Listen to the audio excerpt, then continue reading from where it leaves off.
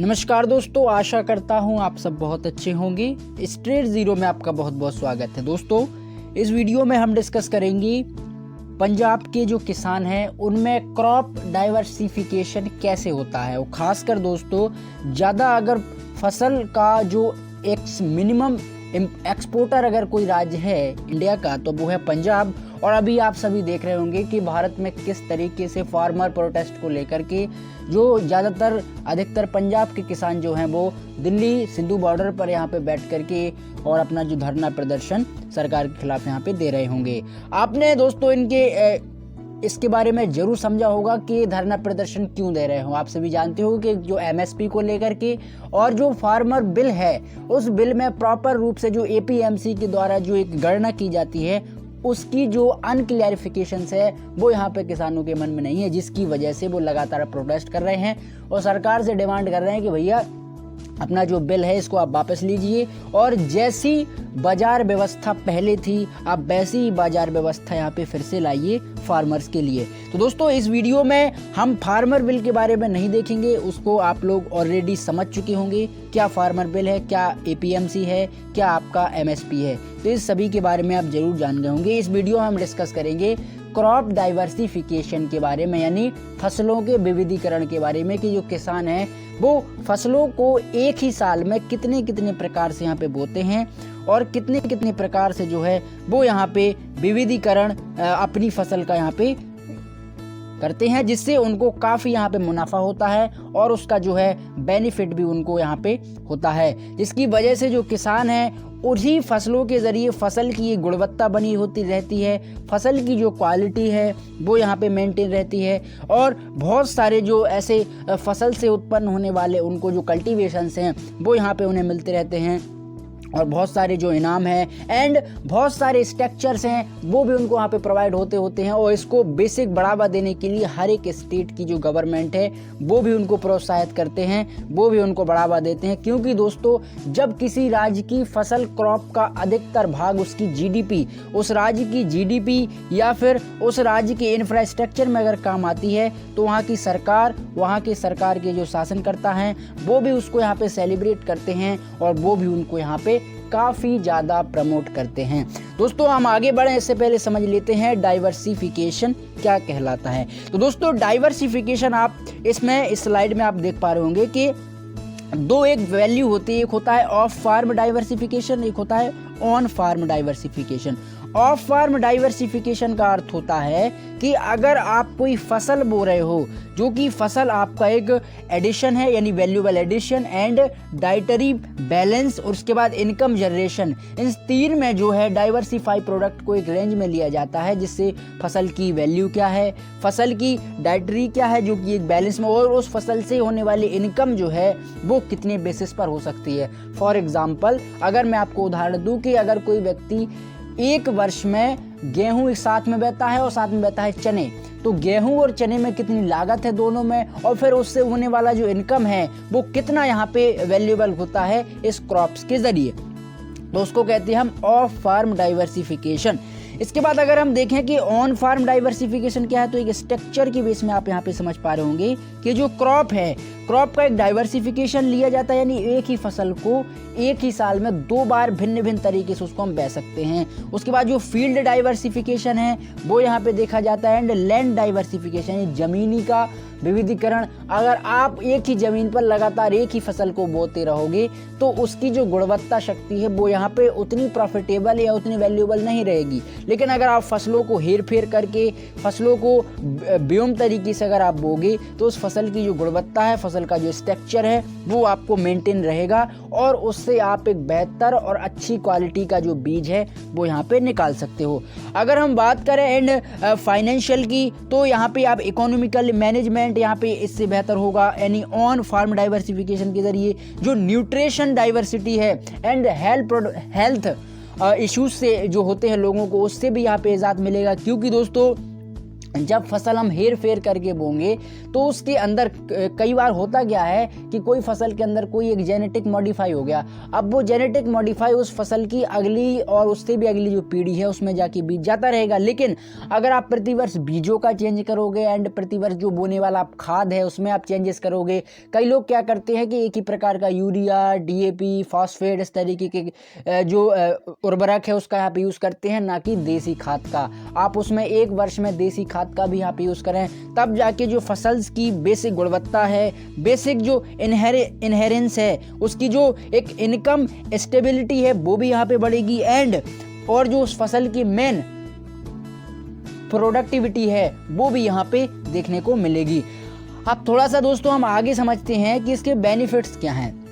भाई हर व्यक्ति अगर डाइवर्सिफिकेशन के जरिए फसल को बोएगा, वो उसमें मेहनत करेगा, तो एक बात जरूर पूछेगा कि भैया इसके बेनिफिट क्या हैं। तो बेनिफिट दोस्तों बहुत सारे आपको यहाँ पे मिल सकते हैं। सबसे पहले reduce risk in agriculture sector, यानी आपको एग्रीकल्चर सेक्टर में बिल्कुल भी रिस्क लेने की यहाँ पे आवश्यकता नहीं पड़ेगी। क्योंकि कई बार होता क्या है कि जब व्यक्ति लगातार एक ही प्रकार की फसल बोता है तो उसको एक रिस्क रहता है कि भैया हर जगह यही फसल बो रही है, तो कहीं ना कहीं जो मार्केट है वो यहाँ पे डाउन ना हो जाए। होता क्या है कि किसी वर्ष अगर मान के चलो गेहूं के दाम 2000 पर क्विंटल हैं और अगले वर्ष हर एक व्यक्ति ने इसी 2000 क्विंटल के अकॉर्डिंग सभी व्यक्तियों ने गेहूं बो दिया। उसके बाद अगले वर्ष जब गेहूं को बेचने गए तो उसी गेहूं का दाम जो पिछली साल 2000 का क्विंटल था और उससे अगली साल माफ कीजिएगा वो यहाँ पे 1600 और 1800 रुपए का क्विंटल हो जाएगा। क्यों? इसका मेन रीजन है कि चूंकि आपने उस फसल में रिस्क ही नहीं लिया, आपने उस फसल को दोबारा नई तरीके से बोने की कोशिश नहीं की, जिसकी वजह से एक ही प्रकार की सभी लोगों ने फसल बो दी और मार्केट जो है वो यहाँ पे डाउन हो गया, जिसकी वजह से फसल की जो वन वैल्यू है वो यहाँ पे गिर गई।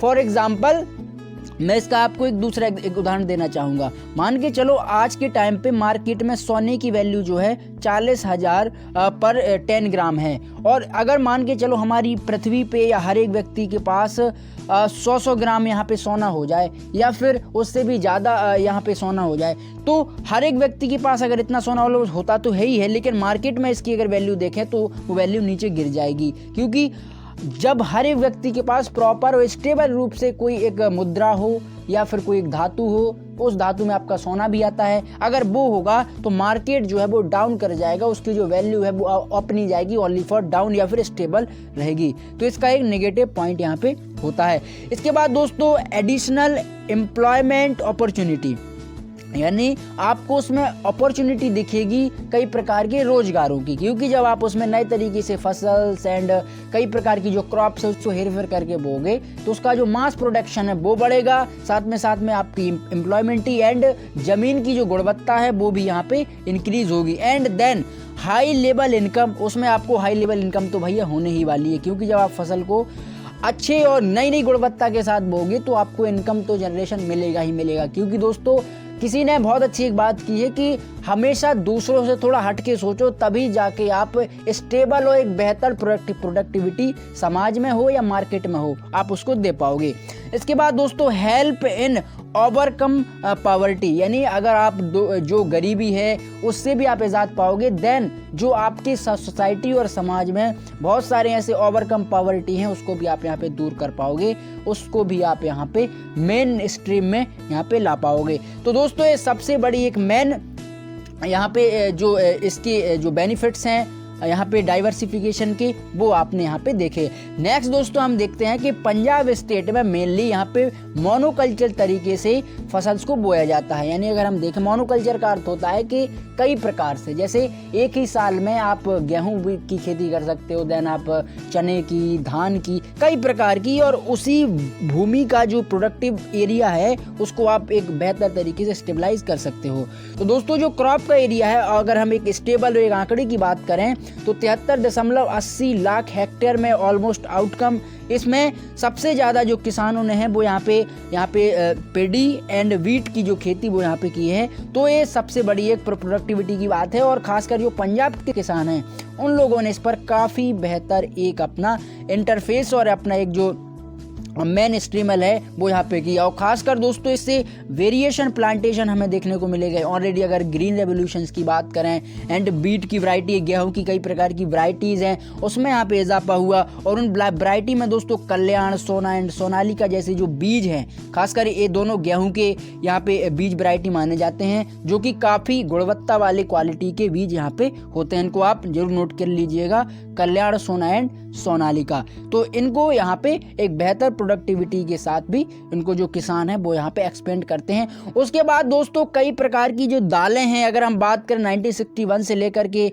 और अभी तक, तो जो दाल है, बाजरा है, उसके बाद आपका चना है, मस्टर्ड है, सनफ्लावर है, कॉटन है, इस प्रकार की जो फसलें हैं इनमें भी हमें कई प्रकार के जो डाइवर्सिफिकेशन है वो हमें देखने को मिले हैं। तो ये भी काफ़ी जो क्रॉप की प्रोडक्टिविटी है उसको यहाँ पे इंक्रीज करता है, उसको यहाँ पे बढ़ावा देता है। तो ये हमारे लिए काफ़ी बड़ी, और उस पंजाब स्टेट में जो कि लेकर के किसान भाई इसको काफ़ी ज़्यादा सीरियस रहते हैं। और दोस्तों अगर वही प्रोडक्टिविटी स्टेट लेवल पर अगर कहीं गिर जाएगी इस फार्मर बिल के द्वारा, उनको प्रॉपर, चूँकि गवर्नमेंट जो है वो 2-3 चीज़ों पर यहाँ पे बेहतर से बेहतर यहाँ पे MSP प्रोवाइड करता है। एक तो धान हो गया, एक तो राइस हो गया। तो इन दोनों पर दोस्तों काफ़ी, और कुछ हद तक यहाँ पे दालों पर भी MSP प्रोवाइड करता है। अगर हम बात करें फलों पर, तो फलों पर जो है MSP प्रोवाइड नहीं करता। तो इस प्रकार की जो बातें हैं वो यहाँ पे फार्मर बिल में यहाँ पे लिखी हुई हैं। तो इसी को मिसलीड करते हुए जो किसान हैं वो यहाँ पे काफ़ी ज़्यादा सरकार के खिलाफ विरोध कर रहे हैं, जिससे उनकी फसल की प्रोडक्टिविटी और जो एक मोनोकल्चर है वो यहाँ पे बना रहे। अब दोस्तों थोड़ा हम समझते हैं कि जो मोनोकल्चर है उसमें यहाँ पे प्रॉब्लम्स क्या होती हैं। हर चीज़ के नेगेटिव और पॉजिटिव व्यूज़ होते हैं, अगर कोई भी चीज़ हो, चाहे वो फसल हो या फिर सोसाइटी का, समाज का कोई भी पहलू ही क्यों ना हो। तो मोनोकल्चर में होता क्या है कि जब आप एक ही प्रकार के, जब आप बीज बोगे या एक ही प्रकार की जब फसल बोगे, तो उसके होने वाली जो अंदर न्यूट्रिशंस है, माल न्यूट्रिएंट है, उसमें भी काफ़ी हद तक आपको प्रोडक्टिविटी देखने को मिलेगी। लेकिन जब आप ये अलग प्रकार से भी बीजों को बोगे तो उसकी जो माल न्यूट्रिशंस है, उसकी जो प्रोडक्टिविटी है, देन उसके अंदर जो कई प्रकार की न्यूट्रिशंस प्राप्त होते हैं वो यहाँ पे डाउनफॉल हमें देखने को मिलेगी। और खासकर दोस्तों जब आप अलग बीज बोगे या अलग फसल बोगे तो उसमें केमिकल फर्टिलाइजेशंस है, उसका भी आपको एक मास लेवल पे ज़्यादा यूज़ करना पड़ेगा। क्योंकि जो फसल है वो फसल आप अगर बोगे तो उसकी जो हैबिचुअली है, उसी हैबिचुअली के अंतर्गत आपको उसके अंदर उसको बहना पड़ेगा, तब जाके वो बीज है या फसल है प्रॉपर तरीके से ग्रोथ कर पाएगी, प्रॉपर तरीके से वो एक लेवल पर आ पाएगी। अब थोड़ा दोस्तों हम एक इंटरनेशनल अगर रूप में देखें हैं तो ज़्यादातर ऑलमोस्ट ईयर 2022 तक approximately China, France, Germany, Japan and South Korea, Russia, इन सभी प्रकार के जो देश हैं ऑलमोस्ट बड़े बड़े, जिनका बहुत बड़ा एक कंट्रीब्यूशन होता है फसल को एक बेसिक दाम में ले जाना और इंटरनेशनल लेवल पे क्रॉप की जो है क्या वैल्यू है, क्या उसके टेक्निकलिटी है, उसको यहाँ पे पेश करना और जो उसकी बेसिक डिमांड है मार्केट में उसको रेज कर रहा है, इन बहुत बड़ी बड़ी कंट्रियों के यहाँ पे हाथ में होता है। तो इन्हीं कंपनियों को या इनके जो टेक्नोलॉजीज़ हैं, इनके जो प्रॉपर स्ट्रक्चर्स हैं, उनको यहाँ पे मेंटेन किया जाता है by start in step by step. तो इन देशों के हाथ में पूरी ऑलमोस्ट हम कह सकते हैं कि जो क्रॉप प्रोडक्शन की जो प्रोडक्टिविटी है वो ज़्यादातर यहाँ पे होती है। खासकर अगर हम बात करें चाइना की, तो चाइना में भी इस चीज़ का बड़ा एक क्रेज़ होता है, खासकर वीट को लेकर के और राइस को लेकर के। तो ये दोनों बड़ी एक प्रोडक्टिविटी हमें देखी जाती है। अब थोड़ा सा हम पंजाब के जो केसेस इश्यूज़ हैं उसके बारे में देख लेते हैं कि डाइवर्सिफिकेशन में कौन कौन से यहाँ पे इश्यूज़ उत्पन्न हो सकते हैं, खासकर गेहूं को लेकर के। तो दोस्तों एग्रो क्लाइमेटिक कंडीशन अगर हम देखें तो इन दिस बीट की कोल्ड सीजन क्रॉप है, यानी जो एक शीत ऋतु है उसमें यहाँ पे गेहूं बोया जाता है या गेहूं की जो मार्केटिंग है वो उसमें यहाँ पे की जाती है। खासकर अगर बरसात के टाइम पे देखें तो गेहूं को हम बरसात के टाइम में नहीं बो सकते हैं। तो ये हम कह सकते हैं कि जो उसकी पर्टिकुलरली एक नॉर्थ विंध्यास रेंज में एक टेम्परेचर को लेकर के, खासकर 30 डिग्री टेम्परेचर पर गेहूं को हम कल्टिवाइज कर सकते हैं और उसी कल्टीवेशन के ज़रिए हम बेहतर से बेहतर प्रोडक्टिविटी दे सकते हैं। इन दिस रीजन्स की अबाउट एक बहुत अच्छा कारण हो सकता है इन प्रोडक्टिविटी को लेके। अब मैं आपके सामने दोस्तों एक चार्ट प्रस्तुत कर रहा हूं जिसमें एक औसत यहाँ पे दिया हुआ है इन पंजाब प्रांत का कि क्रॉप वाइज कितना यहाँ पे प्रोडक्शन हुआ है उस रेंज में। दोस्तों आप यहाँ पे देख सकते हो कि जो बीट का प्रोडक्शन है वो अगर 1960 से लेकर के 2019 तक का एक इसमें आंकड़ा है, तो यहाँ पे बढ़ता ही गया। देखिए आप 27%, उसके बाद 40, फिर थोड़ा बड़ा, फिर थोड़ा और बड़ा, तो यहाँ से 43, फिर उसके बाद 44। लेकिन अगर कोई भी क्रॉप में अगर कमी आई है दोस्तों, तो वो है बाजरा। आप देखिएगा शुरुआत में बाजरा का एक काफ़ी हद तक एक हमें इंक्रीज देखा है। देखिएगा आप 1.0 से लेकर के 0.1, फिर 0, और आज के टाइम में तो बिल्कुल 0% से भी नीचे चला गया है बाजरा का कल्टीवेशन। उसके बाद शुगर केन्स की बात करें तो शुगर केन्स में भी काफ़ी हद तक हमें गिरावट देखने को मिली है। 1960 में आप देखिएगा कि 2.8% की जो मात्रा थी वो आज के टाइम पे 1.2% रह गई। उसके बाद वेजिटेबल्स यानी बहुत सारे फ्रूट्स हैं, बहुत सारे वेजिटेबल्स हैं, तो उनमें भी हमें काफ़ी ज़्यादा प्रोडक्टिविटी देखने को मिली है। आज के टाइम पीरियड में बहुत जो वेजिटेबल्स हैं, जो कई प्रकार की फसलें हैं, फूल हैं, या हम देखें जो सब्जियां हैं, उनमें यहाँ पे बढ़ोतरी हुई है इन पंजाब राज्य में। तो पंजाब की जो किसान हैं वो इसको लेकर के काफ़ी हैप्पी रहते हैं, काफ़ी खुश रहते हैं। लेकिन अगर उनमें इनको प्रॉपर MSP प्रोवाइड नहीं होगी तो वो इससे शायद दुखी हो सकते हैं और सरकार के खिलाफ उसी को लेकर के वो लगातार नारेबाजी एंड लगातार जो बयानबाजी है वो यहाँ पे कर रहे हैं। तो दोस्तों अब इसके अलावा मैं एक चीज़ और आपको बताना चाहूँगा कि पंजाब गवर्नमेंट ने डज एनीथिंग एड्रेस इस बात को किया है कि सब सॉइल वाटर एक्ट 2019 के तहत necessary showing the transplanting pretty and this 15th of responsibility that the never how and productive and different problems in transplanting, यानी उन्होंने एक एनीथिंग एक एड्रेस करते हुए कहा है कि वाटर एक्ट जो 2019 है उसको लेकर के हमें यहाँ पे सफिशिएंट नहीं है। हमारे जो सब सॉइल सोविंग एंड प्लांटेशन की जो स्ट्रक्चर्स हैं वो यहाँ पे मेंटेन नहीं हो पा रहे, जिससे हमें डिफरेंट प्रकार की जो प्रॉब्लम्स है वो यहाँ पे फेस करनी पड़ती है। इस प्रकार की जो बातें वो पंजाब की गवर्नमेंट ने यहाँ पे की हैं। इसके अलावा दोस्तों वहीं की एक यूनिवर्सिटी है पंजाब एग्रीकल्चर यूनिवर्सिटी, जो कि आपकी लुधियाना में स्थित है। इनने भी यहाँ पे काफ़ी हद तक रिसर्च किया हुआ है और रिसर्च में बताया है कि भैया less than time in the 15 और 37 एज। उसके बाद बहुत सारे जो बीज की क्वालिटीज़ है मेजर, जैसे अगर पूजा 44 की बात करें, उसके बाद seal table and PR 126 varieties जो रिलीज़ यहाँ पे कई प्रकार की जो फसल क्रॉप्स हैं उनके यहाँ पे बीज रिलीज़ किए हैं। तो इन यूनिवर्सिटियों ने काफ़ी इस पर एनालिसिस किया, काफ़ी एक शोधन करते हुए बताया कि इस प्रकार की जो प्रोडक्टिविटी है वो हमें बहुत कम से कम मात्रा में देखने को मिलती है। तो दोस्तों आशा करता हूँ आप इसे ज़रूर समझे होंगे। अगर आपको वीडियो पसंद आया है तो आप ज़रूर चैनल को यहाँ पे सब्सक्राइब करें। फ्रेंड्स को भी आप स्ट्रेट ज़ीरो के बारे में बता सकते हो। Thank you.